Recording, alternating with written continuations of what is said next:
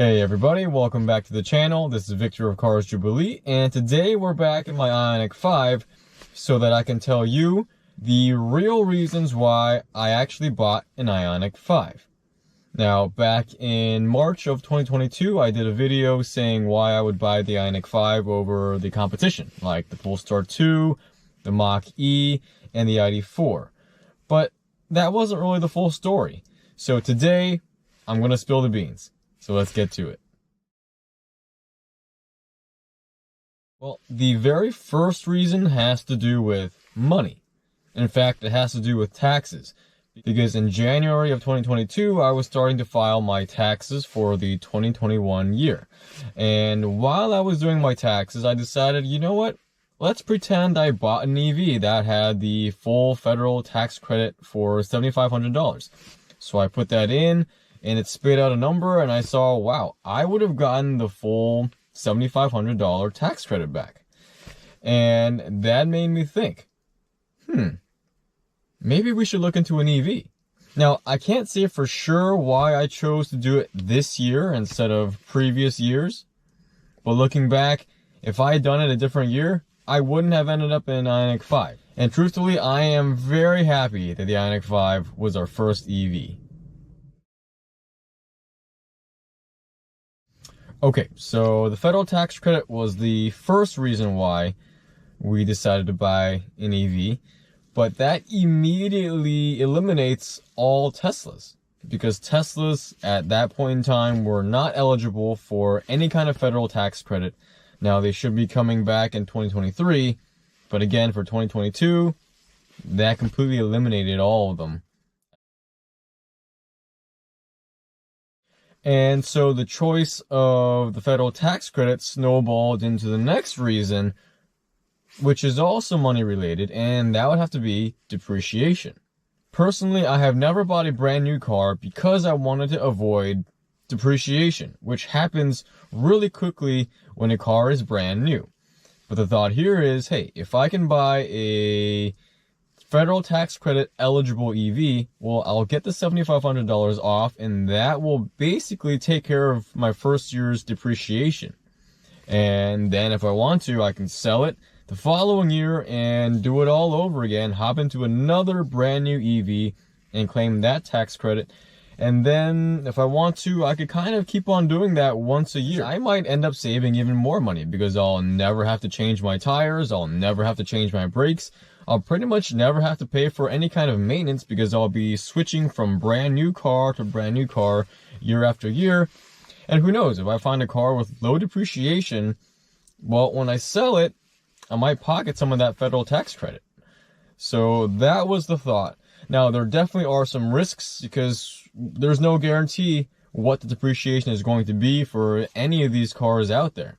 So we were kind of taking a risk thinking, hey, we'll try it out for a year, and if it doesn't work out, then we'll go back out and buy a used car. So now that I had most of the money aspect of this all kind of figured out, I started concentrating on actually finding a new EV. My daily driver at the time was a Volvo XC60, which is considered a compact SUV. The plan was to replace it with something similar in size and capabilities in terms of all-wheel drive, some ground clearance, and hopefully low depreciation. Any guesses on that first car that I kind of honed in on for my search?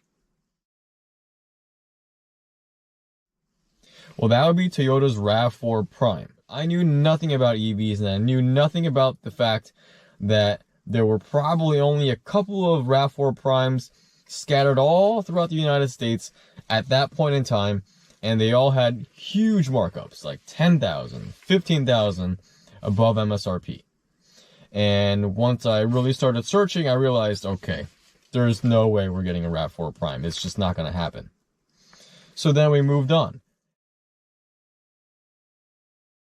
And the next logical EV that cropped up was actually a Volvo, the XC40 Recharge. As I mentioned before, we already had an XC60. We actually also have an XC90. And we loved both of those cars. The seat comfort really just stood out, and there was a level of familiarity. So I figured, hey, the XC40 recharge makes a lot of sense. So then I started looking, and it felt like every dealer had at least one listed on their website. So I would call them, and they'd all give me the same answer. This is our demo car. It stays in the showroom. We can't sell it. And in fact, the whole model year is already sold out. We're waiting for reservations to open up for the next model year. But it's probably going to be anywhere from 3 to a 6 month wait. Now, my personality is, once I figure out what I want, I'm very impatient. I want it now. And I didn't want to wait 3 to 6 months for reservations just to open up, because then you have to wait a couple more months for a car, right? And I didn't want to do that. So I immediately just crossed the XC40 recharge off the list and moved on to the Polestar 2. Now, my Volvo XC60 was actually a R-Design T6, which is tuned by Polestar. So again, that was kind of a logical next step.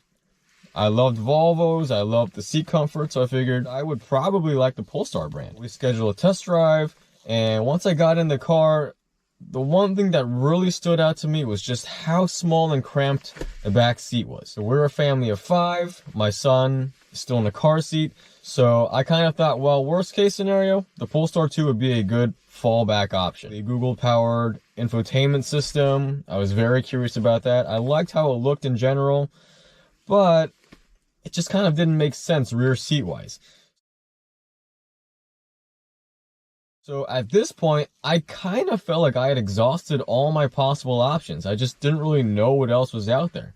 So I hopped on Auto Trader and I told it, hey, show me all the EVs available in my area.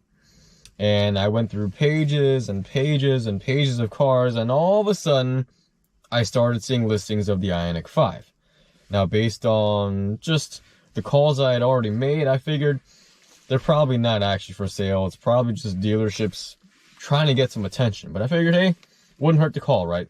So I started calling some dealerships, and I was like, whoa, these cars are actually on the lots. And I scheduled a test drive at one of the nearby dealerships, and I remember it was a digital teal SEL with a black interior, and they literally handed me the keys and said, hey, have fun.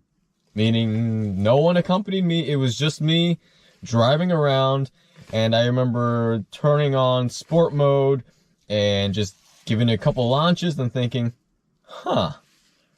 this would be fun for a year, I think. So then I told them, hey, run the numbers for me, and they basically had a $5,000 markup for every trim level. They had 2 or 3 SEs on the lot. They had the one SEL. They didn't have any limited, and they said the wait was probably a couple months as well.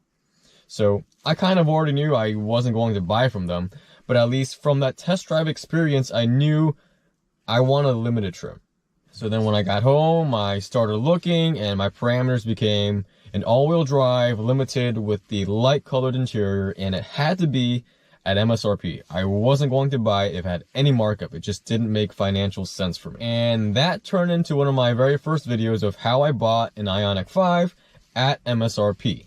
I think I just got really lucky. A lot of people also didn't realize Ioniq 5s were available for sale yet, and I was able to buy one directly off a dealer's lot at MSRP. And so that's the real story of how or why I bought an Ioniq 5. I wasn't a reservation holder. I remember watching a couple reviews from Doug DeMuro, Redline Reviews, and some of the guys out in Korea, and thinking, wow, this car looks really cool. But it was never really something I honed in on and took notes on. I essentially hopped onto Auto Trader and realized it was available for sale, did a test drive, and realized, wow, this thing is cool.